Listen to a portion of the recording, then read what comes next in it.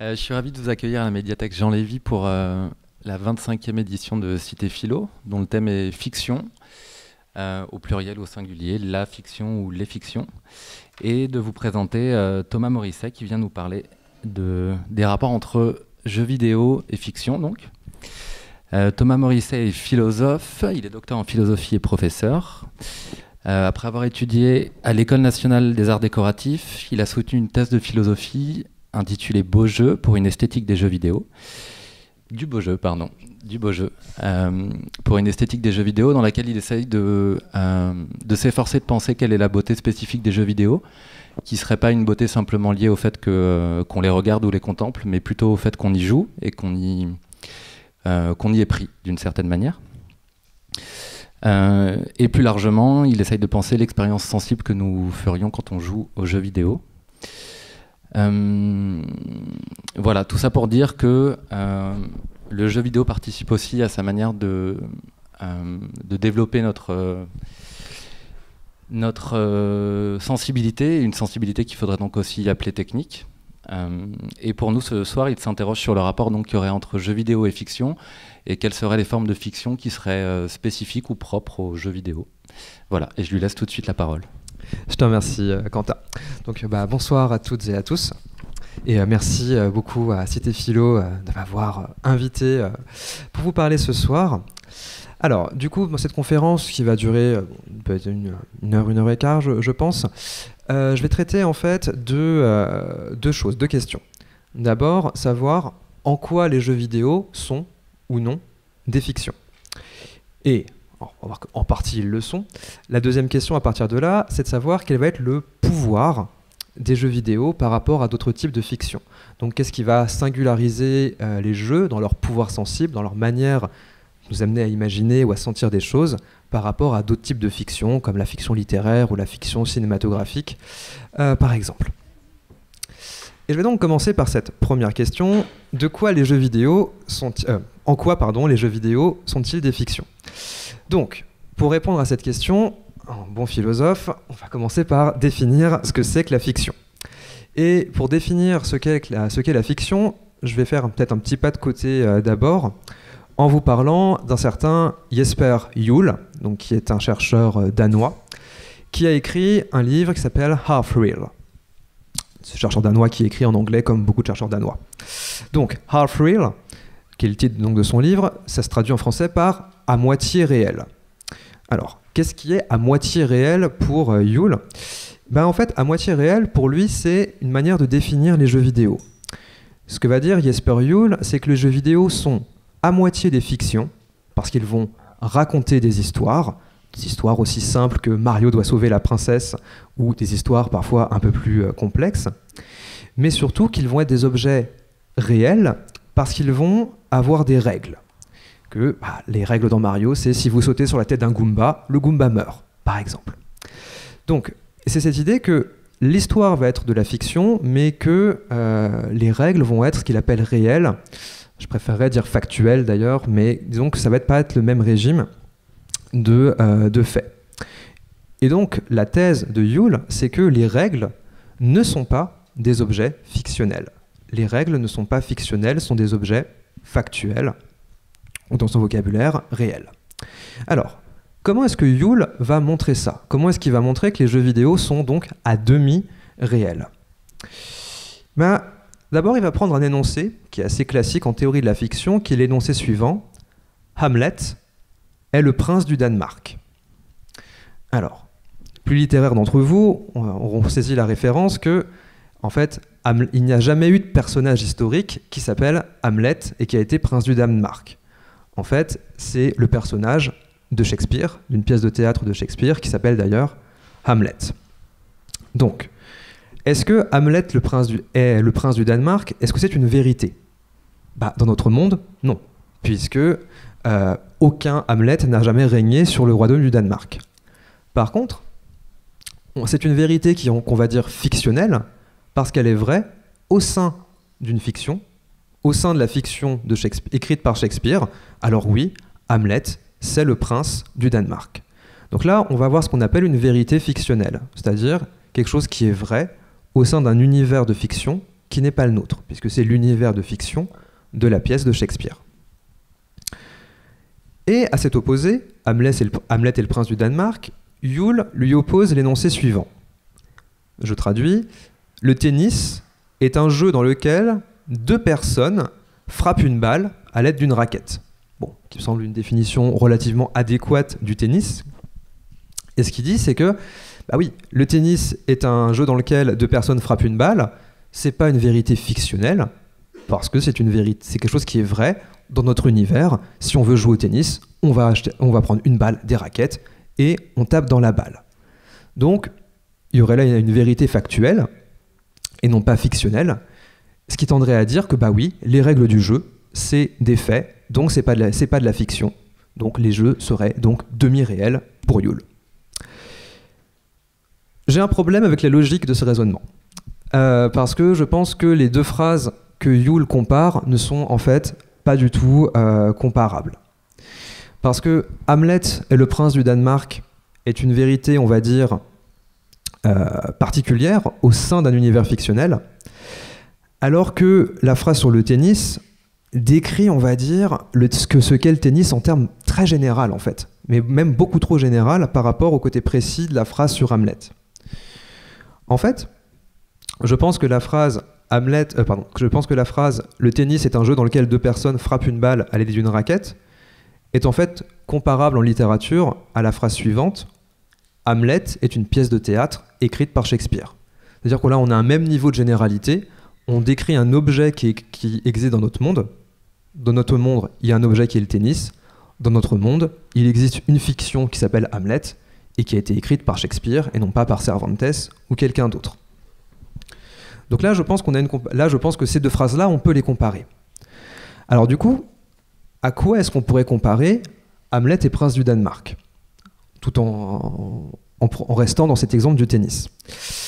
Je pense qu'une bonne phrase à opposer à Hamlet et Prince du Danemark, ce serait une phrase qui rend compte d'une action à l'intérieur des règles du tennis. Donc, par exemple, la phrase suivante, « Si la balle franchit la ligne blanche avant d'avoir touché le sol, alors il y a faute. Et donc il y a point pour l'adversaire. » Qu'est-ce que c'est que cette proposition? Elle est vraie au tennis. Au tennis, si vous si vous frappez la balle et que la balle ne touche pas le sol avant la ligne blanche, vous avez fait faute. Mais elle n'est vraie que au tennis. C'est-à-dire que si là, je trace une ligne blanche et je jette une balle par-dessus, bah, il ne se passe rien, en fait. Il ne se passe rien parce qu'on n'est pas en train de jouer au tennis. Donc, ça veut dire que la phrase « si la balle franchit la ligne blanche, elle est comptée comme faute », elle n'est valable qu'au sein d'un monde particulier qui est le monde de la partie de tennis, de la même manière que la phrase « Hamlet est prince du Danemark » n'est vraie qu'au sein de la fiction de Shakespeare. Et donc là, en fait, on a des énoncés qui sont comparables, logiquement. Là, on a le même niveau, on va dire, d'existence, on a le même niveau de précision. Et donc là, vous voyez peut-être où je veux en venir, c'est que là, je suis peut-être en train de dire que, bah, peut-être que le tennis, en fait, c'est une fiction.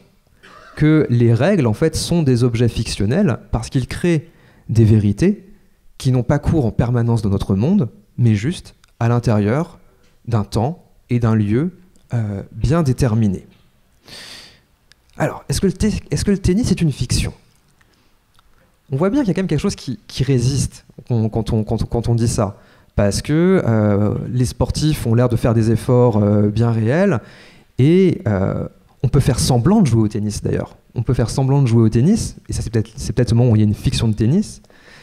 Alors, on a un peu l'impression que non, le tennis, c'est peut-être un peu plus factuel que ça. Alors, du coup, est-ce que de manière plus générale, les jeux et les sports, on peut les considérer comme les fictions? Alors, déjà, ce rapprochement entre jeu et fiction, il va avoir un petit peu de sens. Puisque je partirai ici d'une première définition de la fiction, qui est celle que donne Jean-Marie Schaeffer au début d'un livre qui s'appelle « Pourquoi la fiction ?». Et cette définition, c'est que la fiction va être une attitude qu'on va avoir par rapport au monde, par rapport aux autres, et une attitude qu'il définit comme une feintise ludique partagée. Donc, feintise ludique partagée, qu'est-ce que ça veut dire? C'est-à-dire qu'une fiction, c'est un moment où on feint de faire quelque chose, on fait semblant de faire quelque chose, et au sein de quelque chose qui va être partagé, c'est-à-dire qu'on ne peut pas jouer tout seul finalement. Il y a de fiction que si on est d'accord tous ensemble, que ce qu'on voit actuellement est une fiction. Donc, ce qui est intéressant, c'est donc que cette définition place le jeu vraiment à la racine de ce qu'est une fiction. Au départ de la fiction, il y a une attitude ludique. Tiens, on va jouer à faire semblant, on va jouer à penser que le type sur la scène, c'est Hamlet, prince du Danemark. Bon. Mais revenons encore une fois au tennis. Qu'est-ce qui est? Est-ce qu'il y a quelque chose de fin dans le tennis? Est-ce qu'il y a quelque chose qui est simulé dans le tennis? On pourrait dire, ouais, on fait semblant de faire comme si mettre la balle dans le terrain, c'était important. Et que, en fait, on s'en fiche de mettre la balle. Lancer une balle par-dessus une ligne, c'est une action qui n'a pas de sens. Et on fait semblant qu'elle ait un sens, c'est-à-dire que pour le temps que dure le match de tennis, il ne faut surtout pas que la balle dépasse la ligne blanche. Et en même temps, encore une fois, est-ce que c'est vraiment une feintise? Est-ce qu'on peut vraiment dire qu'on fait semblant de ça? À nouveau, il y a quelque chose qui accroche. Donc là, on est typiquement sur ce que c'est vraiment un problème philosophique, c'est-à-dire que d'un côté, on a l'impression que les deux énoncés, Hamlet est prince du Danemark, et si la balle franchit la ligne blanche sans avoir touché le sol, il y a faute, c'est des énoncés qui sont comparables, parce qu'ils sont vrais uniquement à l'intérieur d'un petit monde bien défini, un petit univers fictionnel. On a quand même l'impression que les deux ne sont pas exactement du même genre. Et on appellerait plus volontiers Hamlet une fiction que de dire que Roger Federer et Rafael Nadal sont en train de s'adonner à une fiction en jouant au tennis. Alors, comment est-ce qu'on peut tenter de résoudre un petit peu cette tension? Là, je vais m'appuyer sur un autre auteur qui s'appelle Olivier Cayra, quelqu'un qui a pas mal réfléchi sur le jeu de rôle au départ, qui vient au départ plutôt de la sociologie. Et Olivier Cayra a écrit un livre qui s'appelle « Définir la fiction ». Et ce livre, « Définir la fiction », a un sous-titre qui est « Du roman au jeu d'échecs ». Alors là, pareil, on peut se dire, tiens, la fiction du roman au jeu d'échecs. Bon, le roman, on voit bien, ça raconte une histoire qui ne s'est pas réellement passée, le roman, c'est une fiction, pas de souci. Mais en quoi est-ce que les jeux d'échecs peuvent être une fiction? Alors, première réponse, ce serait de dire que le jeu d'échecs, c'est une fiction parce que c'est une fiction de bataille, il y a des tours, il y a des rois, c'est la guerre, c'est les blancs contre les noirs, tout ça, c'est ce qu'on veut. Ouais, ok, au départ, il y a effectivement les pièces, elles ont effectivement des formes. Mais en fait, quand vous jouez aux échecs, notamment quand vous jouez, on va dire, à un niveau, même à un niveau honorable, vous racontez pas une histoire. Vous n'êtes pas en train de vous faire une histoire de « je suis le prince qui doit mettre échec et mat le prince noir pour sauver la princesse, etc. » Non, c'est pas ça. Au bout d'un temps, en fait, le mot fou, le mot cheval, le mot roi, c'est juste des fonctions dans un système. C'est-à-dire que le fait que ça ressemble à une tour, que ça ressemble à un cheval, c'est juste des choses qui aident à la mémorisation. Mais finalement, les échecs, on pourrait jouer aux échecs avec, on va dire, la lettre A, c'est les pions, la lettre B, c'est le roi, la lettre C, c'est la reine, et on pourrait jouer aux échecs comme ça. Ce serait peut-être moins fun, je sais pas. Mais en tout cas, ce serait juste une autre manière de signifier qu'est-ce que fait chaque pièce. En fait, aux échecs, on a l'impression de jouer le roi et la reine, peut-être quand on a 5 ans et qu'on découvre les échecs, mais assez rapidement, c'est juste une combinatoire. Et en fait, pour Cayra, c'est en ça que les échecs vont être, on va dire, une fiction. C'est-à-dire que les échecs, ça va être un système combinatoire. Ça va être, alors, ce qu'il va appeler une axiomatique, qui va être donc un système, mais un système qui ne va pas chercher, si vous voulez, à dire des choses vraies sur le monde. On comprend facilement ça si on part en fait de ce qui est un des objets de Cayra, ce qui sont les mathématiques. Les mathématiques, ça va être un système de signes qui, notamment quand il va s'appliquer à la physique ou ce genre de choses, va tenter de dire d'expliquer comment le monde fonctionne. Mais les échecs, ça va juste être un système. On va inventer des règles, on va inventer justement des rapports entre les différentes pièces qui n'ont aucun sens hors du moment de la partie des échecs. Et c'est ça qui, pour Kaira, va constituer aussi une fiction. Alors, ce qui m'amène donc à la définition précise qu'il donne de la fiction, ou plutôt on va dire du domaine de la fiction en général, et il dit qu'il y a fiction quand il y a, je cite, « lever des contraintes s'exerçant sur la communication documentaire ». Alors, on va y aller lentement. « Lever des contraintes s'exerçant sur la communication documentaire ». Qu'est-ce que ça veut dire ? Communication documentaire, ça veut dire qu'on est en train de s'échanger des informations. Et des informations qui sont factuelles, qui vont avoir justement une valeur pour le monde qui est le nôtre. Donc, si je vous dis que, là, je vous dis que c'est la définition de la fiction de Kaira. J'ai une visée documentaire en vous disant ça, et notamment, si vous voulez vérifier la vision documentaire, vous allez prendre le livre de Kaira, vous allez le lire, et vous allez voir si je raconte n'importe quoi ou pas. Je vous jure que c'est dedans. Faites-moi confiance. Alors que justement, la fiction, c'est le moment où, en fait, on s'en fiche de savoir si c'est factuel ou pas. C'est-à-dire que la pièce de Shakespeare commence, on vous dit il y a quelque chose de pourri au royaume du Danemark. Vous n'allez pas aller voir tous les livres d'histoire pour savoir s'il y avait vraiment un truc pourri au royaume du Danemark en 1515. Ou je ne sais pas trop quand ça se passe d'ailleurs. C'est-à-dire que vous voyez Hamlet, on vous dit que c'est le prince du Danemark, vous n'allez pas dire « Attendez, je connais par cœur la généalogie de la famille royale danoise, personne s'appelle Hamlet dedans. » Non. L'illusion du théâtre, c'est justement le moment où vous dites « Ok, on est au Danemark, il s'appelle Hamlet, si tu veux. » Bon. Donc la fiction, c'est quand justement ça, quand on ne cherche pas à savoir si ce qui est dit, si ce qui nous est communiqué a une valeur documentaire pour notre monde. Et en fait, à partir de là, on peut donc voir qu'il y a deux types de fiction. La fiction qu'on va appeler mimétique et qui lève la contrainte du recoupement. C'est Hamlet. La fiction mimétique, donc mimétique de mimésis, qui veut dire l'imitation, c'est la fiction qui va vous raconter des histoires, pour le dire, et extrêmement vite. C'est le fait qu'il y a un type sur scène avec une couronne, il imite le roi du Danemark. Et en fait, ce que ça lève comme contrainte, c'est la contrainte de recoupement.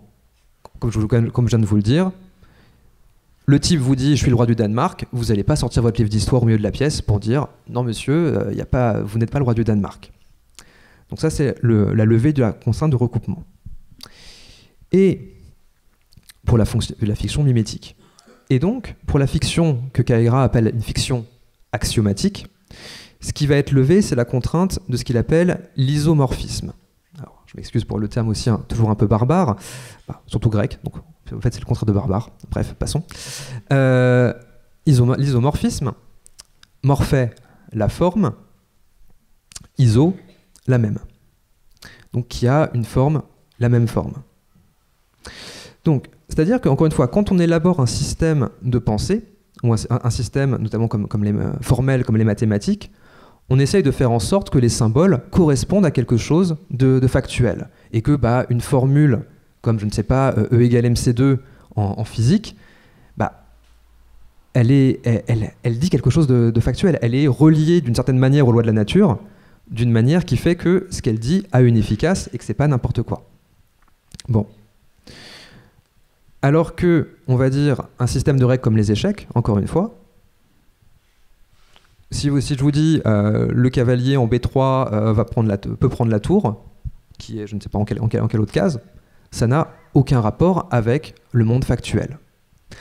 Et ce qui est intéressant de voir, c'est que cette idée, c'est à la fois une idée qui est vraie au niveau structurel.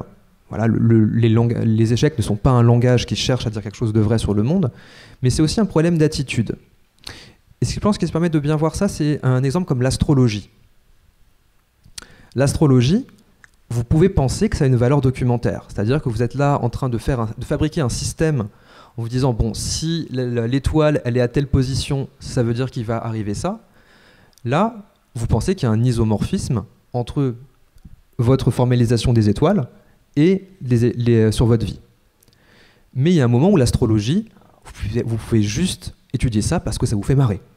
Et vous étudiez un peu le système de l'astrologie pour voir un peu ce que ça dit, mais sans penser effectivement que c'est vrai, pour penser que c'est une fiction qui peut être intéressante, qui peut être sympa à étudier, mais qui justement n'est pas en lien direct avec la réalité et la factualité des choses. Bon. Avec tout ça, on en arrive enfin aux jeux vidéo. Parce qu'en fait, ce que Kaira remarque, c'est que les jeux en général et les jeux vidéo en particulier, en fait, c'est les deux types de fiction à la fois. C'est-à-dire qu'un jeu vidéo, ça va créer un monde fictionnel. Vous avez un monde avec un petit gugus qui s'appelle Mario, vous avez des nuages, vous avez quelque chose où vous vous déplacez. C'est une fiction. Mario est un personnage fictif comme Lara Croft ou que sais-je encore. Donc ça, c'est de la fiction mimétique. On vous raconte une histoire. On vous raconte une histoire et vous allez pouvoir suivre cette histoire. Mais en même temps, le jeu vidéo est axiomatique parce qu'il a des règles, comme effectivement des règles d'action, comme effectivement, si Mario saute sur un Goomba, le Goomba meurt. Et surtout, les jeux vidéo dépendent effectivement de tout un langage de programmation qui effectivement va être détourné finalement pour faire des opérations qui ne servent qu'elles-mêmes en fait. Les programmations là ne servent pas à résoudre des équations hyper complexes pour comprendre quelque chose de factuel, mais bien juste on fait tourner un ordinateur pour le plaisir de le faire tourner et pour faire des opérations qui n'ont de sens que dans le moment et dans le monde du jeu. Donc c'est vraiment important de noter que les jeux vidéo sont donc des fictions dans un double sens. À la fois, et donc contrairement à ce que dit Yule, pour Yule, les jeux vidéo étaient à moitié des fictions et à moitié des objets factuels. Là, je vais plutôt, comme vous l'avez compris, du côté de Kaira. Pour moi, les jeux vidéo sont doublement des fictions, à la fois des fictions justement mimétiques et en même temps des fictions axiomatiques, parce que les règles, d'une certaine manière, peuvent être vues comme des fictions. Alors, ce qui nous met en fait en face d'une double interrogation. Déjà, de quelle manière ces deux modes de fiction vont peut-être pouvoir s'accorder? Est-ce que ça va toujours ensemble d'être une fiction axiomatique et une fiction justement mimétique, ou est-ce que les deux vont pouvoir rentrer en tension éventuellement? Donc là, c'est vraiment la question du pouvoir des jeux qui est en question, et je laisse cette question en suspens pour le moment. Mais la deuxième question, qui est plutôt une remarque, c'est justement qu'il y a quand même une limite justement à la fiction axiomatique. Et c'est dans cette limite de la fiction, il y a quelque chose justement du pouvoir des jeux vidéo aussi, du pouvoir sensible, de ce que le jeu vidéo nous fait, de ce que ça nous fait de jouer à un jeu vidéo, qui est aussi en question. Et c'est ça que je voudrais justement un peu explorer avec vous maintenant. C'est que j'ai commencé par vous parler du tennis, avec mon exemple, enfin l'exemple que je tirais de Yule. Et je suis passé effectivement aussi aux échecs, en reprenant les idées de Kaira. Mais on ne peut pas s'empêcher de voir dans le livre de Kaira que quand il parle justement des jeux, il parle toujours ou bien des jeux de plateau ou bien des jeux vidéo, et jamais vraiment des sports. Et si vous voulez, encore une fois, on en revient à cette espèce de résistance que j'avais un peu intuitivement, qui est que on voit très bien comment les échecs peuvent être une fiction axiomatique, parce qu'effectivement, on a un système qui est là, et tous les coups qu'on fait ont un sens dans ce système, et on est toujours aux prises qu'avec ce système. On voit bien comment c'est le cas dans les jeux vidéo, dans une partie de Monopoly, où effectivement, tous les coups qu'on fait dans une partie de Monopoly ont un sens uniquement pour le système. Mais encore une fois, est-ce que dans le sport, est-ce que finalement, tous les coups au tennis ont juste pour signification on va dire, un sens dans le système qu'est le tennis? Est-ce qu'il n'y a pas quelque chose de plus dans le sport, et qui serait justement peut-être du fait de l'effort, du geste sportif qui est là, et qui dépasserait en tant que tel justement la fiction? Alors, Kaira justement aborde ce problème dans son livre très très rapidement, en disant juste qu'effectivement, oui, alors c'est vraiment, ça tient sur 2 paragraphes, que effectivement l'action dans le sport n'est pas seulement une action de communication, mais que c'est aussi une action aussi pour elle-même. Il n'est pas extrêmement clair là-dessus, enfin du moins je n'ai pas exactement compris ce qu'il voulait dire, donc je vais laisser un peu ça de côté. Mais en tout cas, il est important de noter qu'il voit bien que le sport est un peu un exemple limite à ce niveau-là par rapport à la fiction et au jeu. Et du coup, je proposais plutôt l'interprétation qui, moi, m'intéresse, et qui est qu'effectivement, pourquoi est-ce qu'on a du mal à parler du tennis effectivement comme une fiction ? Mais en fait, c'est justement à cause de l'effort physique. Et parce que justement, la fatigue, on va dire qu'on va ressentir en jouant au tennis, bah, elle n'est pas fictionnelle. Par définition, si je fais un effort physique, du coup, c'est factuel. Et que en fait, cet effort physique, c'est ça qui va nous intéresser au tennis. Parce que quand on regarde une pièce de théâtre, quand on regarde Hamlet, a priori, la fatigue physique que ressent l'acteur, c'est pas pour ça qu'on voit. On va être là, on va être beaucoup plus à un niveau plus sémiotique, à un niveau plus théâtral en fait. On va voir le sens de ses gestes, on va voir est-ce que son expression est la bonne, mais finalement, la mécanique de son jeu, est-ce qu'il gère bien son transfert de masse quand il fait ce geste ? Est-ce que c'est fatigant de faire ce qu'il fait ? C'est pas ça qu'on va vraiment regarder en premier. Alors que finalement, dans le sport, le beau geste sportif, c'est le geste qui va justement d'un coup montrer tout l'art, toute la technique effectivement du sportif, et on va voir l'effort, et c'est l'effort qui fait le prix des actions justement du sportif. Et surtout, c'est l'effort qui explique le plaisir qu'on a à faire du sport, et aussi qu'on a à jouer à un jeu. Alors je sais que les jeux vidéo sont souvent opposés, on va dire, au sport. C'est voilà, faire du sport, c'est-à-dire ça sera mieux pour ta santé que de rester assis à un jeu vidéo. Mais en fait, ce qu'il faut voir, c'est qu'un jeu vidéo, c'est un effort. C'est un effort physique, alors un effort souvent digital, je vous l'accorde, mais un effort justement de motricité, effectivement, et le plaisir qu'on a à jouer à un jeu, c'est justement que les jeux vidéo nous mettent dans des situations motrices, des situations d'action dont on n'a pas l'habitude. Et je vais vous montrer ça effectivement avec un exemple, et en fait, le plaisir qu'on a des jeux, vient justement de la manière qu'ils ont de nous faire avoir de nouveaux efforts, et dont, on va dire, le caractère fictionnel est à mon sens un peu problématique. Alors, pour illustrer ça, on va passer à Super Hexagone, qui est un jeu de Terry Cavanagh.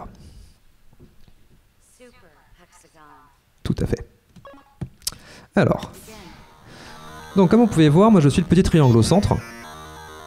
Et le but du jeu, en fait, c'est un jeu de décision assez simple, puisqu'on n'a que 2 décisions, aller à droite ou à gauche. Le but étant effectivement d'éviter le labyrinthe qui se rapproche de nous, en voyant la sortie. Et l'originalité de ce jeu, c'est qu'il tourne. Si vous voulez, on a l'habitude quand on joue aux jeux vidéo d'avoir un écran fixe, et que c'est nous qui nous déplaçons dans l'écran. Ou éventuellement, quand il bouge, c'est, on va dire, une translation horizontale. Là, on a un jeu qui effectivement nous demande de l'écran tourne, et il faut qu'on résiste finalement au vertige, qui peut rappeler un peu le tourniquet enfantin, pour réussir à s'en sortir pendant 60 secondes. Le but du jeu, c'est d'arriver à tenir 60 secondes. Sachant que les premières parties, Quentin, t'as fait quoi, 7 secondes tout à l'heure, quelque chose comme ça ? Ouais. Non mais moi je faisais pareil, je faisais même pire au départ. C'est normal. Voilà. Là j'ai eu les 60 secondes, donc tant qu'à faire, on va continuer. Et en fait, ce qui est intéressant, c'est comment est-ce que justement on arrive finalement à s'en sortir. C'est que dans le jeu, c'était la mauvaise décision. Certes, notre personnage est au centre, mais surtout en fait, il va falloir que le regard sache être périphérique. C'est-à-dire qu'à la fois, il y a un effort très spécifique au niveau du regard qui est il faut qu'on sente, on va dire, au centre où on est, mais ça va être le fait de regarder au bord où apparaissent les sorties qui va être intéressant. Et alors, c'était le premier niveau que je vous montrais, je vous montre le 3e parce que je vais vous montrer, si j'y arrive, une figure qui m'intéresse particulièrement. Donc vous voyez là, c'est un peu plus furieux, tout de suite. Alors, si je me plante pas, ça va arriver là. Voilà, c'est ça qui m'intéressait. Parce que vous voyez que là, alors que le mouvement est normalement régulier dans un sens, il y a dans ce niveau un moment qui arrive toujours à bout de 15 secondes, où d'un coup, l'écran fait un 180 degrés immédiat. Hop là. On s'y habitue. on s'y habitue. Et ce moment justement où l'écran fait un 180 degrés immédiat est, à mon avis, absolument incroyable. Parce que, c'est-à-dire que pour réussir à vaincre ce retournement de la situation, il faut en fait qu'on arrive à jouer finalement sans regarder. Il faut qu'on ait suffisamment confiance dans nos doigts, en fait, dans le fait qu'on a appris au fur et à mesure les patterns, les motifs de jeu, pour pouvoir réussir, malgré la désorientation totale, à continuer le mouvement sans le voir. Et quand on arrive à faire ça, ça donne une vitalité et un plaisir de jeu qui sont assez grands. Parce que justement, cette vitalité vient vraiment du fait que on a d'une espèce d'incorporation effectivement du rythme du jeu, et alors qu'on se reposait beaucoup sur, on va dire, le rythme visuel, qu'on arrive à avoir juste par une espèce de, alors je vais pas dire de musique, mais du moins de rythmique effectivement des doigts.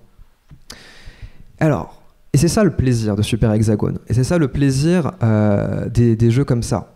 C'est qu'en fait, si je dois essayer de décrire un peu l'effort de Super Hexagone, et ce qui est l'intérêt pour lequel on joue au jeu, c'est que en fait, on doit faire...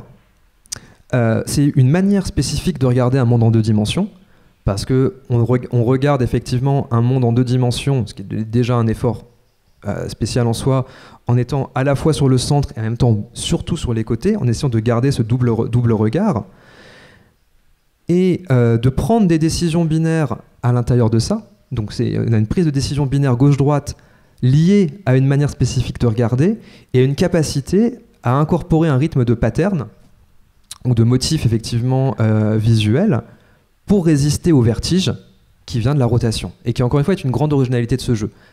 C'est à ma connaissance un des seuls jeux qui a effectivement cette manière de gérer un monde en 2D avec une rotation constante effectivement de l'écran.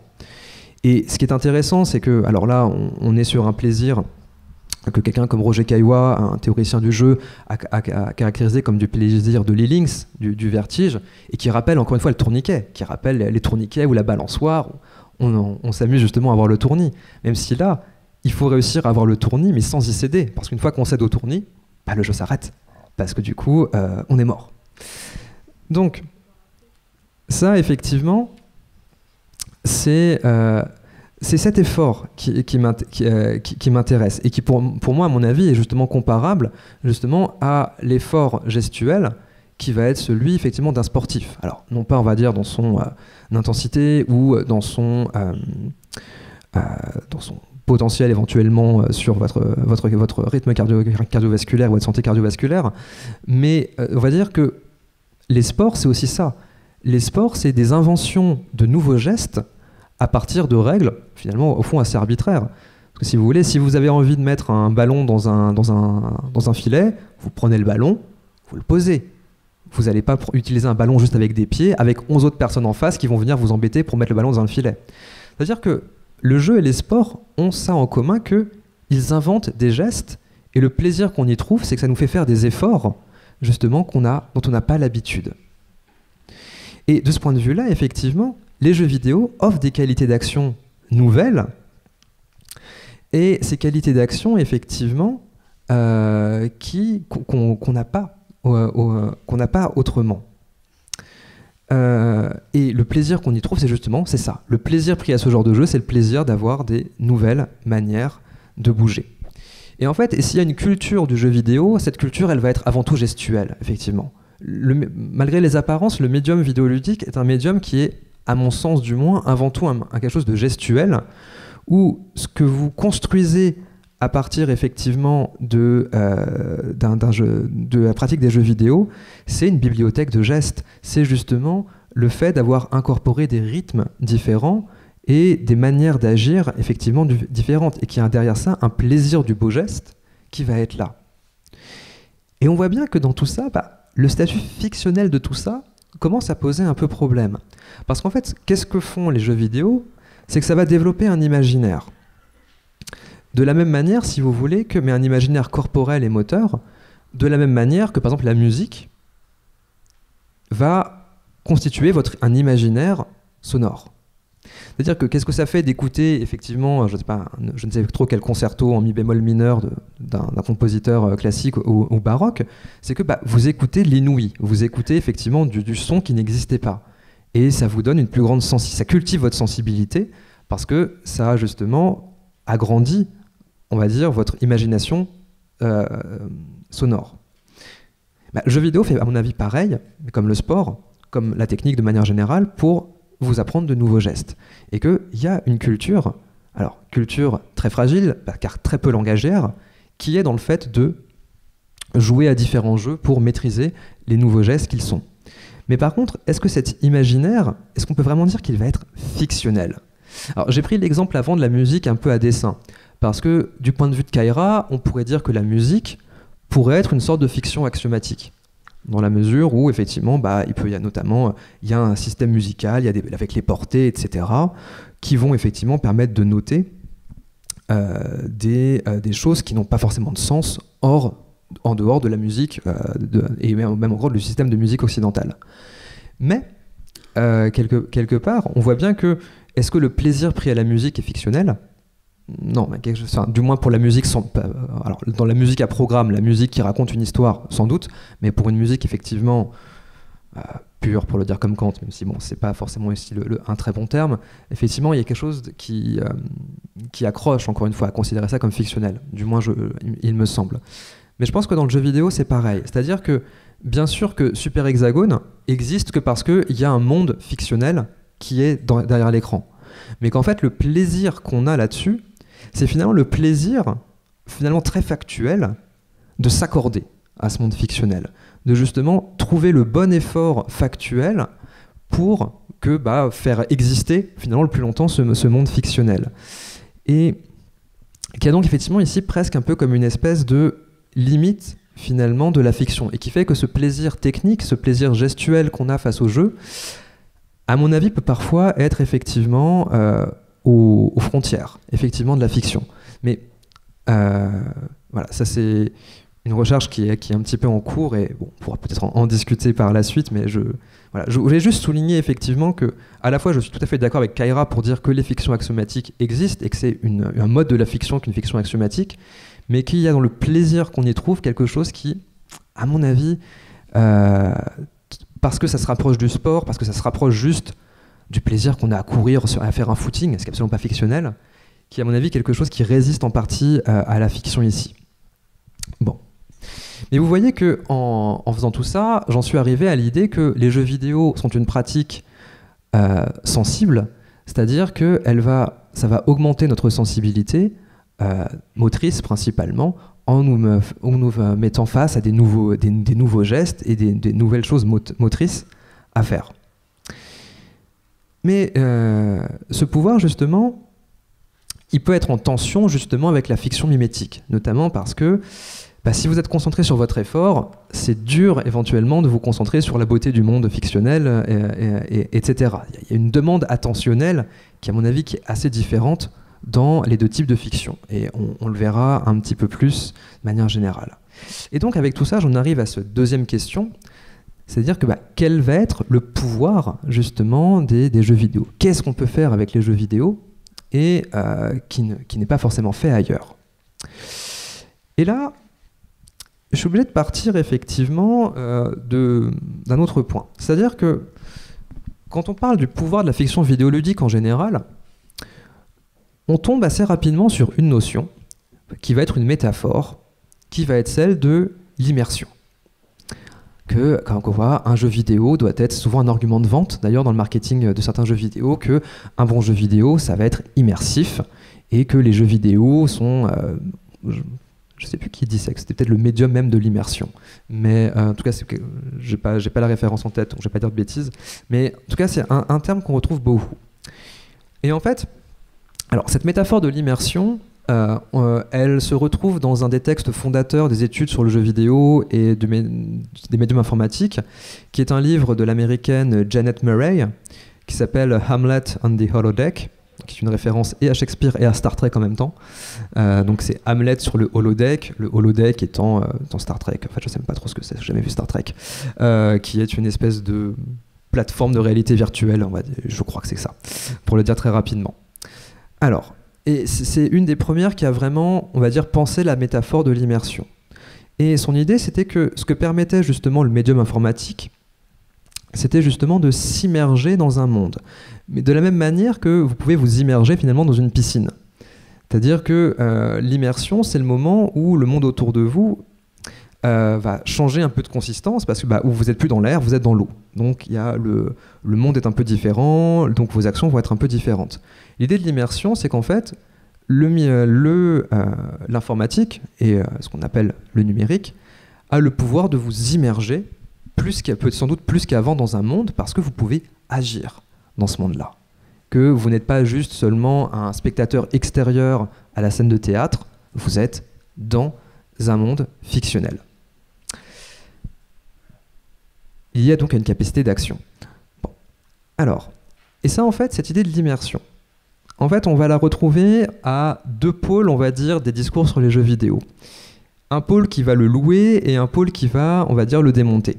C'est-à-dire que, d'un côté, l'immersion va être repris, comme je l'ai déjà dit, comme un argument marketing.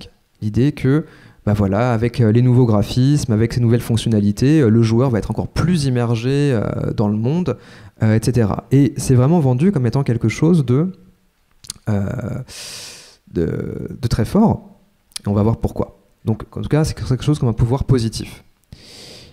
Et en même temps, cette immersion, elle va aussi être vendue, à l'autre côté, comme, on va dire, une source d'une méfiance vis-à-vis des jeux vidéo, qui est une méfiance plus générale, alors qu'il y a une longue histoire philosophique, d'ailleurs, que Schaeffer, dont je parlais en introduction, fait bien dans son livre « Pourquoi la fiction ?», qui est qu'il y a une méfiance envers le fictionnel, dans lequel, justement, on pourrait se perdre et oublier, justement, le factuel.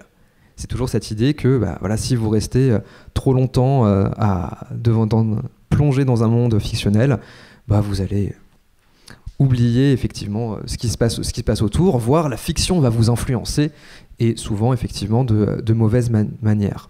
Et il y a cette méfiance en disant que finalement, comme dans un jeu vidéo, on a un pouvoir d'action dans un monde fictionnel, l'immersion elle est plus grande qu'avant. Elle serait plus grande que dans la lecture, plus grande qu'au théâtre, ou que sais-je. Alors, et donc en fait, il y a ces deux choses-là que je voudrais traiter. Que je voudrais pour le coup, parce que pour moi, ces deux manières de comprendre les choses sont les deux faces d'une même pièce, et c'est la pièce entière que je vais jeter dans une fontaine. Je ne sais pas du tout cette métaphore, parce que qui ne me va pas. Et parce que justement, à mon avis, c'est en montrant en quoi le discours marketing ne fonctionne pas, repose sur, je pense, des erreurs sur ce que c'est que l'immersion et sur ce que c'est que les jeux vidéo, qu'on peut voir aussi que la peur face à celle-ci est assez largement exagérée. Alors, donc comme je l'ai dit, l'idée assez largement répandue dans un certain discours de marketing, c'est que les jeux vidéo permettent d'être vraiment, on va dire, plongés dans un monde fictionnel. Alors, ce qui va être vendu à la fois sur le plan des graphismes, en disant que oui, alors regardez, on ne pouvait pas vraiment être immergé dans les années 80 parce que les graphismes étaient tout moches. Maintenant, on a des graphismes magnifiques, on distingue à peine la différence entre une photo et un jeu vidéo, c'est superbe, c'est trop bien, vous êtes plongé comme jamais dans l'action. Avec cette idée aussi que plus vous pouvez faire de choses dans un monde, donc ne pas seulement suivre une histoire, mais juste avec votre personnage explorer le monde comme bon vous semble, conduire une voiture, aller jouer au tennis dans le jeu vidéo justement, ça va vous immerger encore plus.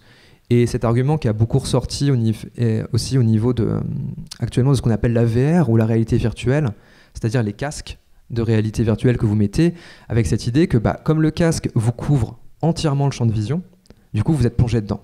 Si vous voulez, c'est qu'au cinéma, vous êtes plongé dans le noir, vous avez l'écran, mais vous avez quand même votre vision périphérique, c'est-à-dire que s'il y a un type qui bouge dans l'allée, vous le sentez. Le casque de VR, c'est vraiment, vous avez des œillères sur les côtés et vraiment, vous ne voyez rien du monde extérieur.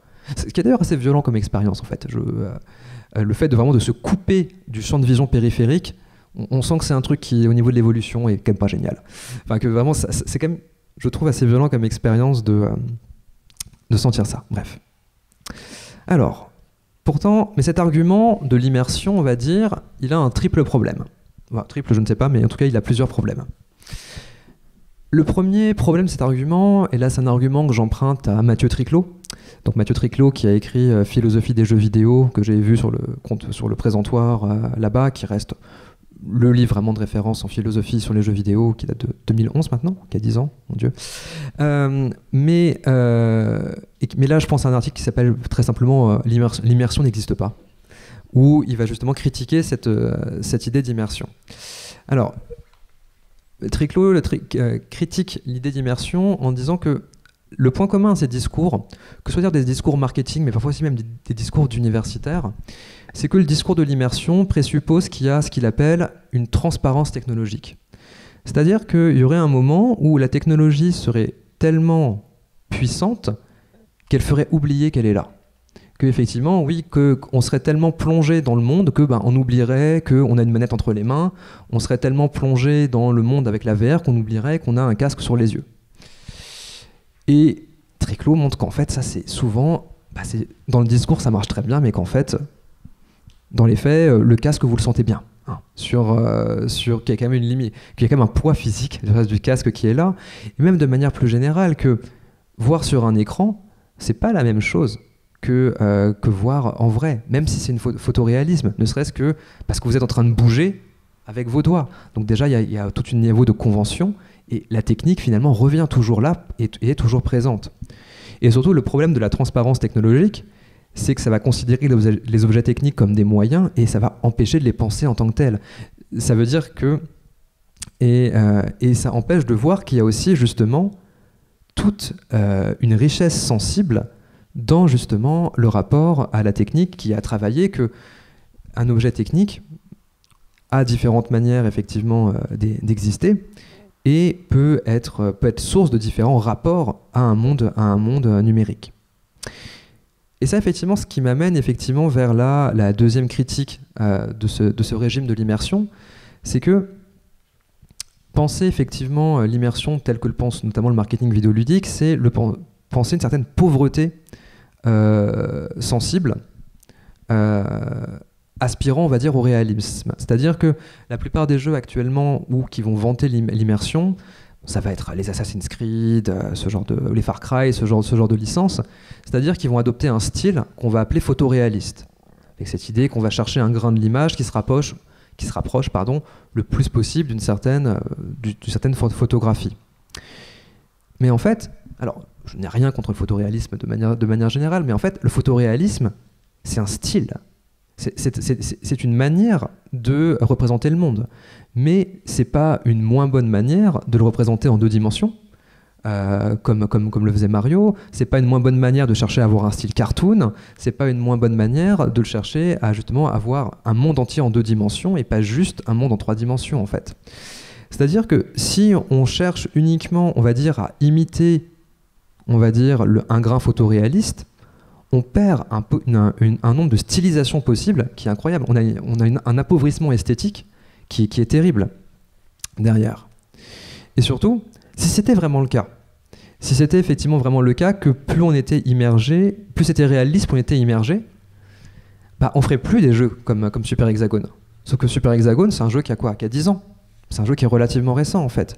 Et encore aujourd'hui, vous avez une scène de développement qui est très vivante autour des jeux en 2D, autour voire même des jeux en mode texte, parce que c'est des styles différents qui apportent des plaisirs différents et des manières de jouer différentes. Et qui ne cherchent pas forcément à immerger, on va dire, leurs joueurs ou leurs joueuses. Et surtout, il y a aussi, et c'est le dernier point, et surtout dans cette idée, une idée qui est toujours assez problématique sur le plan sensible, qui est l'idée selon laquelle plus vous avez de stimuli, plus vous êtes immergé. C'est-à-dire que la VR serait plus immergente, on va dire, que l'écran, parce que votre champ de vision est totalement pris. Que les jeux vidéo seraient plus immersifs que le cinéma, parce que y a pas que l'image, il n'y a pas que le son, il y a l'action. Et que plus il y aurait de stimuli sensibles, meilleure serait l'immersion. Et surtout, ce que ça tend aussi à faire, c'est que l'expérience, ce serait un peu un bloc. Il y aurait l'expérience vidéoludique, c'est un truc, c'est l'immersion, c'est être à fond dans le truc, et c'est ça. Et en fait, ça, je pense que cette explication est juste fausse, philosophiquement. C'est-à-dire que si vraiment les jeux vidéo, si vraiment plus on avait de stimuli, plus on était immergé, bah, pourquoi est-ce qu'on s'embêterait encore à lire en fait? C'est-à-dire, pourquoi est-ce qu'on s'embêterait encore à lire ou à aller au cinéma? C'est-à-dire qu'il y a une immersion dans la lecture, il y a une immersion dans le théâtre, dans le cinéma, mais qui va être juste différente. Et surtout, ces expériences, que ce soit la lecture dans le cinéma, etc., c'est des expériences qui vont être des expériences très très hétérogènes. Ce qui se voit très bien, notamment, là je pense à un texte de Roland Barthes, donc le grand sémioticien et critique littéraire, Roland Barthes a sorti dans les années 60 un livre qui s'appelle SZ, qui est une relecture de Sarrasine, qui est une nouvelle de Balzac. Et cette relecture, en fait, c'est un commentaire de texte mot à mot. C'est vraiment presque l'hubris du critique littéraire qui va vraiment tout commenter. Mais dans un texte plus ou moins publicitaire qui annonce la parution de SZ, Barthes a une formule magnifique dans laquelle il a dit que ce qu'il avait voulu faire dans SZ, c'était écrire la lecture. C'était écrire l'acte de lecture.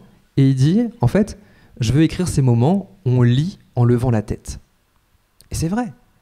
Il y a un passage qu'on aime bien dans un livre, on le lit, puis on se met comme ça, on regarde le paysage, puis ouais, ça résonne pour laisser le temps de goûter et de discuter.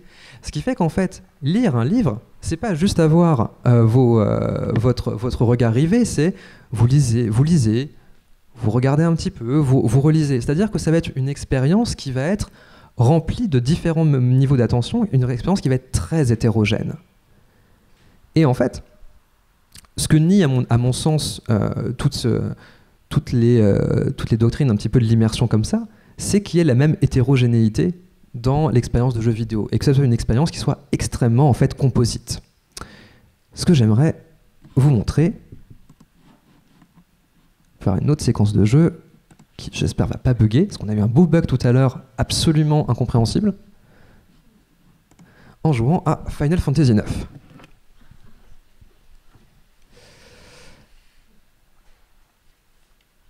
Alors, Final Fantasy est une série de jeux vidéo, de jeux de rôle, donc qui sont des jeux dans lesquels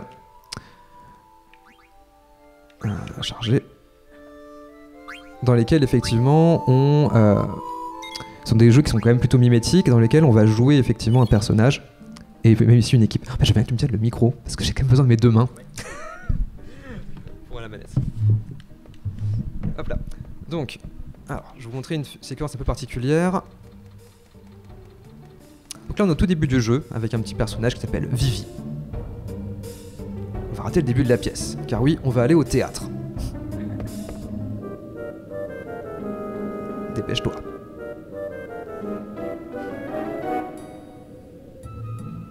Donc là, quelle est l'attention qu'on a? Là, on a une attention qui va être avant tout, effectivement, assez proche finalement de ce que serait que de lire un livre, où on est vraiment en train de... On nous raconte une histoire, et on suit l'histoire.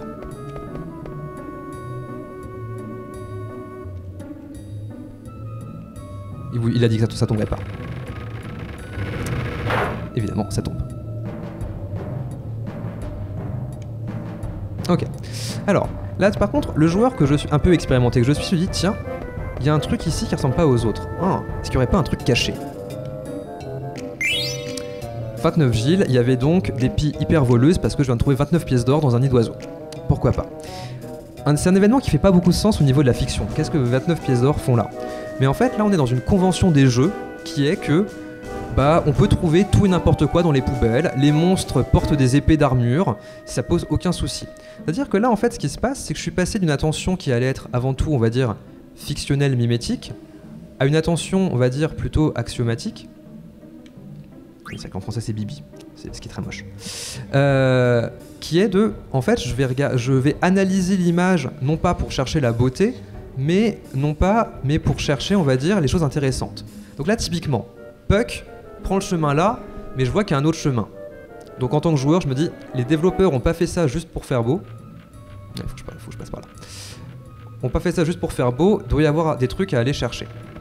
Donc là pareil, je repasse dans une attention qui n'est pas vraiment une attention qui fait sens au sein de la fiction, puisqu'il m'a dit « suis-moi », et là je fais tout sauf le suivre, et je suis récompensé, parce que j'ai gagné de l'argent en plus. Donc déjà, dans cette séquence de jeu, on n'arrête pas en fait de passer entre « ouais, je suis un mage noir qui doit suivre un soubresaut », et une attention juste de joueur qui se dit « faut que j'aille trouver des trucs cachés ».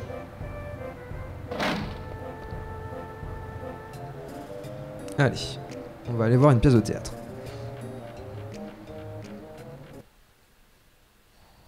Alors déjà, et on est sur quelque chose. Là, on va changer de régime d'image. On n'est plus dans des images effectivement sur lesquelles on peut jouer en pixels, on est dans des images de synthèse. Ce qui rappelle encore une fois que déjà, les jeux vidéo, on peut avoir plusieurs régimes d'images, même au sein d'un seul monde fictionnel.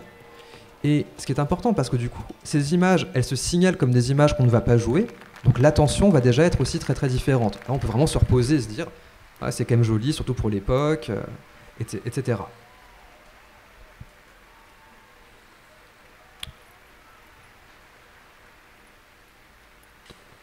La princesse, qui comme souvent les princesses de jeux vidéo japonais, est triste. Mais ça cache un vrai caractère.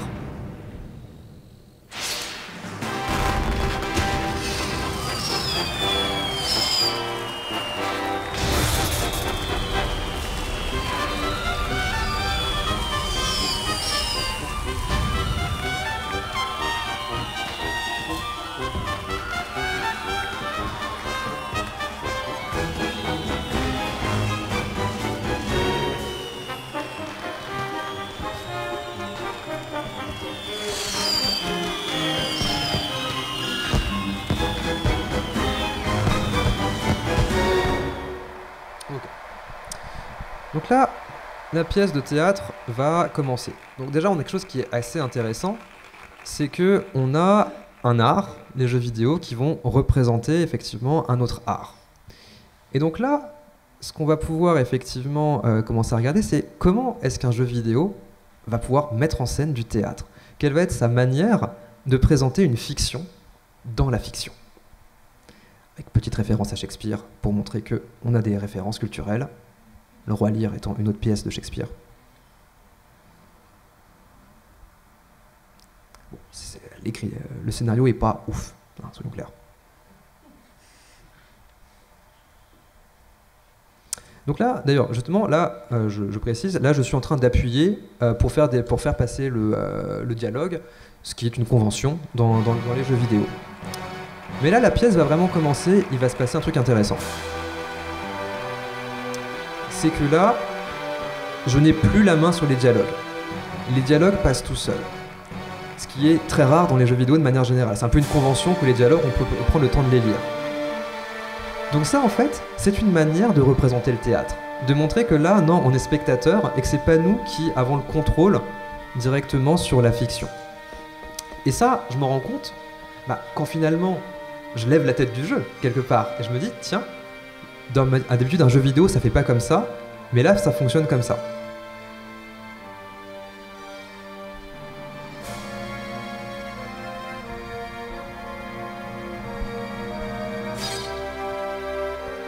Alors, les jeux de rôle sont aussi connus pour avoir des combats et pas que des histoires. Et donc là, on va passer en combat. Donc là, ça c'est vraiment aussi une convention dans les jeux. On est sur une arène de combat et on va pouvoir avoir des choix. Je vais attaquer ici. Je vais attaquer là. Donc voilà, l'attaque fait des dégâts. Mais on est au théâtre et il se trouve que mes personnages ont une attaque illusion.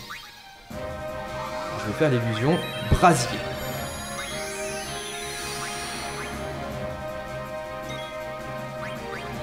Météo. Bon, il se concentre, il fait de la magie. La magie fait 0 dégâts. Bah oui, parce qu'on est au théâtre. C'est une illusion en fait. Donc, on a ici de nouveau quelque chose qui est extrêmement intéressant dont on se rend compte. On joue, on fait une illusion, on fait mais pourquoi ça fait 0, ça sert à rien? Bah ouais, mais c'est du théâtre. C'est juste là pour faire effectivement... pour ajouter un degré de fiction dans la fiction. C'est-à-dire qu'on a une manière où, grâce aux mécaniques de jeu, on signale encore aux joueurs qu'il est en train de s'adonner à une fiction dans la fiction. Et encore une fois, se rendre compte de ça, c'est faire comme ce que faisait Barthes en fait, c'est-à-dire se rendre compte que je ne suis pas juste immergé dans la fiction du jeu, je peux prendre du recul pour analyser et commenter ce que je fais. Donc, ça demande là peut-être effectivement de faire un peu pause pour se dire « Ah tiens, mais oui, c'est marrant que ça fonctionne comme ça. » Mais en tout cas, pourquoi il y a un Arsène comme ça, c'est bizarre. Mais en tout cas, c'est beaucoup plus... Là j'ai repris la main sur le dialogue. C'est une expérience qui est beaucoup moins homogène et beaucoup moins unilatérale qu'on pourrait penser. Et là, dernière chose, qu'est-ce qui se passe au théâtre ? Eh ben, il y a des combats d'escrime artistique. Donc là, on va avoir en fait un mini-jeu où il va falloir appuyer sur les bonnes touches en fonction de ce qui est dit.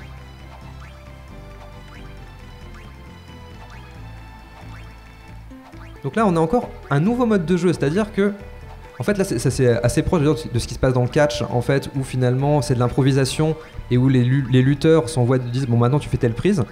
Mais effectivement, là, on a ce principe du cue qui va être là pour nous faire la bonne chose.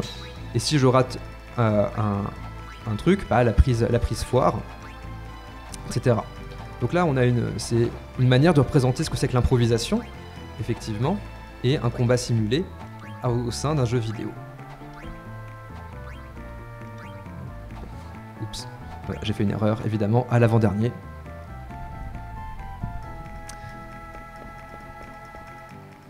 Ah, sur 100 spectateurs, 100 ont apprécié. Ah, mais la reine Brannet n'a pas aimé, bah oui, parce que j'ai fait une erreur. Eh là là là là.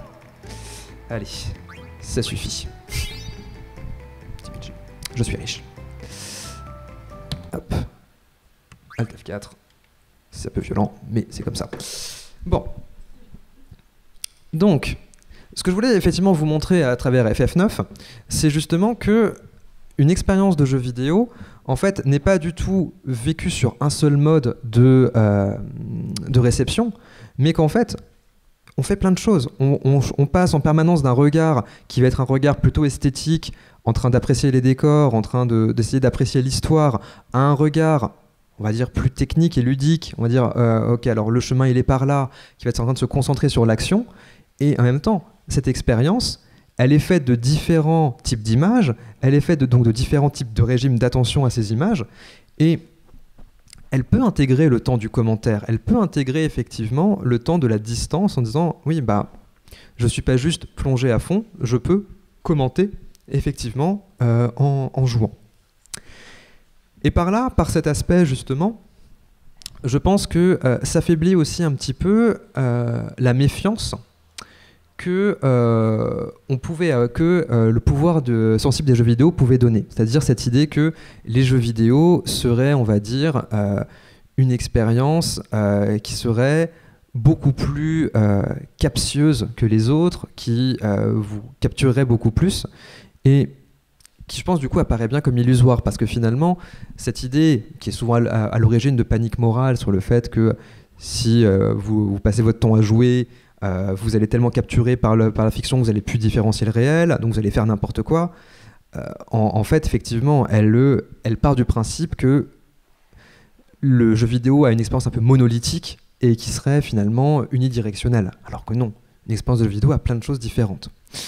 Et finalement, pour revenir juste sur l'influence de la fiction, et je ferai juste un tout petit détour par Schaeffer, effectivement, la fiction nous influence. Bien sûr que la représentation dans les fictions influence, mais on va dire qu'elle nous influence aussi à un niveau, on va dire, systémique.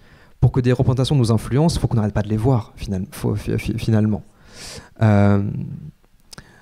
Et même si après, il peut y avoir aussi des expériences un peu déterminantes, où d'un coup, une fiction, effectivement, parfois, nous fait nous dire « Mon Dieu, ça c'est absolument fantastique ». Mais de manière générale, l'influence de la fiction est toujours contrebalancée par des influences factuelles, en fait. Et que l'idée que la fiction, et notamment une fiction particulièrement immersive, pourrait annuler les influences réelles qui seraient plus modérées, bah, c'est de la panique morale en fait. C'est justement le moment où on a l'impression qu'il y a une cause qui explique tous les maux de la société, alors que finalement, pas tant que ça. Bon. Sachant qu'encore une fois, effectivement, toute cette rengaine comme quoi le jeu vidéo finalement serait une nouvelle forme de fiction qui serait plus dommageable que les autres. Messieurs, dames, au revoir. C'est aussi quelque chose que quasiment tous les médias ont eu droit, notamment le cinéma, avec les écrits de Duhamel, je pense notamment au début 20e. Bon. Bah, avec tout ça, et au bout d'1h05 de conférence, finalement, ce que j'ai montré ici, c'est que, bah, en fait, oui, les jeux vidéo sont surtout des fictions comme les autres. Et heureusement. C'est-à-dire que ce sont des fictions qui ont un pouvoir sensible, qui va leur être spécifique, mais qu'elles ne sont pas effectivement des fictions qui seraient plus dangereuses, plus pauvres ou plus immersives finalement que d'autres. Par contre, ce qui va effectivement les différencier, c'est que ça va être des fictions qui vont pouvoir du coup allier la fiction mimétique et la fiction axiomatique d'une manière que, a priori, on ne trouve que très rarement dans d'autres médias, et qui là-dessus va juste servir à construire un imaginaire, alors un imaginaire nouveau parce que ça va être souvent un imaginaire assez corporel, mais qui va aussi développer, et je terminerai assez rapidement là-dessus, de nouvelles aussi manières d'avoir des fictions mimétiques. Alors, je serai assez bref là-dessus pour laisser quand même le plus de temps possible aux questions, mais il y a deux choses qui sont qui, on va dire, me semblent assez propres aux jeux vidéo dans ses possibilités de narration et donc de fiction mimétique. C'est que, d'une part, dans un jeu vidéo, on va pouvoir faire des choix. Et que du coup, il y a vraiment une esthétique des choix qui se met en place dans les jeux vidéo, alors notamment quand vous allez pouvoir prendre des décisions. Il y a des jeux, donc je pense notamment à la série des Mass Effect, qui vont vraiment beaucoup reposer sur le fait de vous proposer des dilemmes moraux, en fait, en permanence. Donc, alors, tu as ces deux personnages que tu aimes bien. Tu sacrifies celui-là ou tu sacrifies celui-là, hein, qu'est-ce qu'on fait? Quelles sont tes raisons? Es-tu une mauvaise personne pour avoir fait ça, etc. Et le jeu va vraiment peut vraiment jouer sur ces différents sentiments de culpabilité, ces différents de prise à partie du joueur ou de la joueuse en lui faisant ressentir des sentiments parfois effectivement de culpabilité, etc. Donc de dilemme. Donc ça, c'est vrai que c'est quelque chose qui va être possible dans les jeux vidéo. Alors après, il y a pas mal de manières d'implémenter ça. Est-ce que ces choix vont avoir une influence sur l'histoire? Et donc du coup, on va avoir des narrations par embranchement qui sont assez difficilement possibles hors du médium informatique. Est-ce qu'on va avoir au contraire des choix qui sont juste des choix de style et qui n'auront pas forcément d'impact sur la fiction générale? Voilà, là, il y a pas mal de manières de mettre ça en scène. Mais en tout cas, c'est vrai que un des pouvoirs des jeux vidéo là-dessus, c'est cette capacité justement à mettre en scène des choix, à esthétiser finalement quelque part la morale, et pour justement avoir des expériences effectivement de dilemmes fictionnels.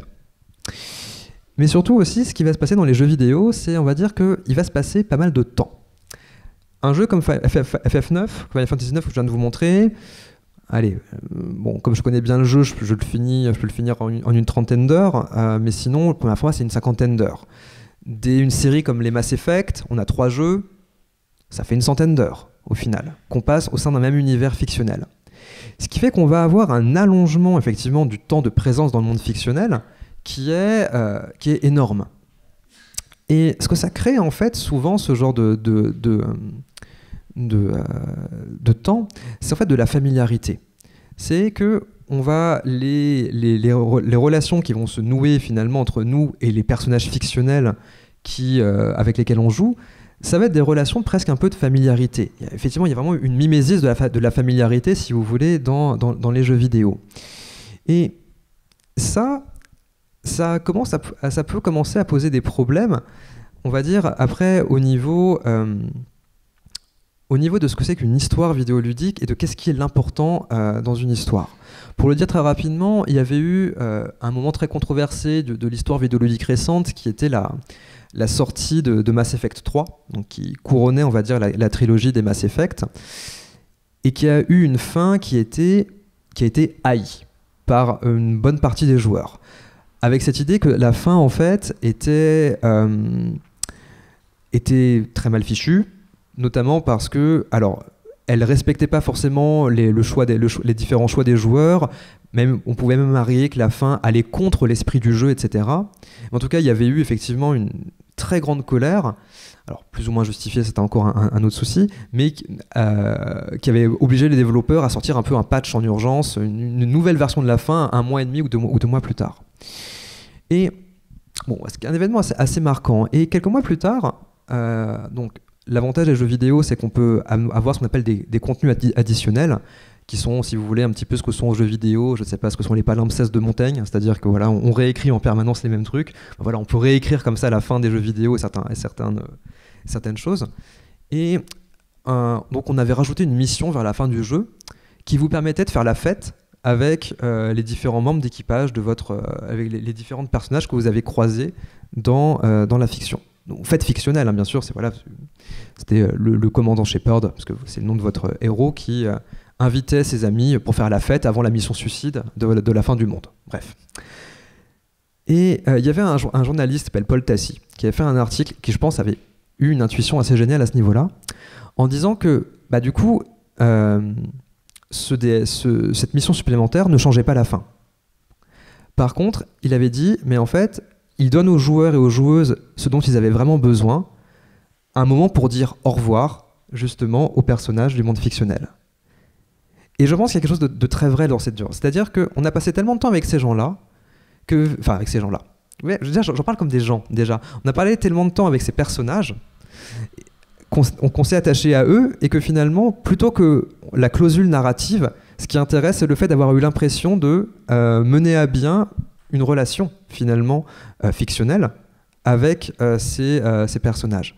Et quelque part, on doit trouver quelque chose d'approchant avec les séries, en fait. Le moment où on s'attache aux personnages parce qu'ils font partie des meubles, finalement. Et ce qui fait que aussi une série qui a fait 15 saisons, quelque part, la fin, elle peut être que décevante. Mais parce que finalement, on n'a plus besoin d'une fin. On a juste besoin d'une fête pour dire, bon, c'est fini, on s'est connus, on fait un dernier bilan de ce qu'on a aimé ensemble, et c'est tout. Mais ce qui pose plein de problèmes, finalement, sur du coup, est-ce que ces jeux vidéo-là, est-ce que le plus important, c'est l'histoire ou c'est la familiarité? Est-ce qu'il n'y a pas un moment où ces relations de familiarité vont pas court-circuiter l'histoire? Parce que là, on sort d'Aristote, finalement. On sort du fait qu'un tout a un début, un milieu et une fin.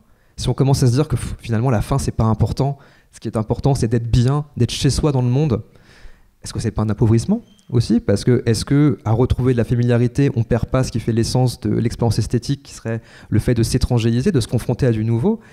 Il y a énormément de problèmes avec ça en fait, je pense que c'est un des problèmes les plus passionnants, qui moi me passionne actuellement, qui est que et ça c'est peut-être vraiment un vrai risque des jeux vidéo, c'est que cette familiarité crée du confort, et finalement des jeux dans lesquels des fictions qui ne sont plus des fictions qui finalement vous emmènent ailleurs, mais vous ramènent à ce que vous êtes déjà, vous ramènent un espace de confort au lieu de vous confronter à quelque chose du nouveau. Et voilà, peut-être que je finirai juste sur cette note un peu ambiguë, parce que je pense que vraiment il y a des choses très intéressantes à faire en travaillant les choix et la familiarité, mais on ne peut pas nier qu'il y a effectivement un problème dans la mesure où les jeux vidéo, ce genre de jeux peuvent venir des jeux de confort dont on peut penser qu'ils peuvent, à ce niveau-là, un petit peu appauvrir une certaine partie de l'expérience esthétique. Même si, encore une fois, avant tout, les jeux vidéo sont des fictions comme les autres. Je vous remercie. Merci beaucoup pour ton exposé qui déjà nous a montré qu'on ne peut pas avoir une connaissance théorique d'un sujet sans en avoir une maîtrise pratique. Et puis pour aussi nous avoir montré que peut-être la fiction se trouvait pas là où on la pensait d'abord dans un jeu vidéo. En tout cas, moi c'est l'effet que ça m'a fait.